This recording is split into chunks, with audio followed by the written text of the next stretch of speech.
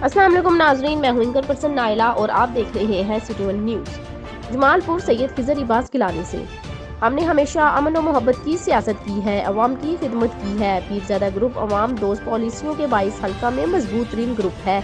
इंशाल्लाह आने वाले इलेक्शन में भी पीरजादा ग्रुप ही कामयाब होगा। मियां सजाद हुसैन पीरजादा। तफसील के मुताबिक मियां सजाद हुसैन पीरजादा ने मीडिया से गुफ्तगू करते हुए कहा है कि अवाम फसली पिटेरों के झूठे वादों और दामों से होशियार रहे।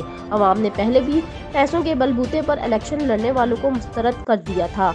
हमेशा की तरह आइंदा भी अवाम मियां रियाज हुसैन पीरजादा के साथ है और रहेगी। मियां सजाद हुसैन पीरजादा का मजीद कहना था कि पीरजादा ग्रुप को घर बेचने वाले दिन में ख्वाब देखने की कोशिश कर रहे हैं और अवाम को बेवकूफ़ बना रहे हैं। हुक्मरान जमात ने जो जुल्म गरीब अवाम के साथ किया है, इसकी मिसाल 50 सालों में नहीं मिलती।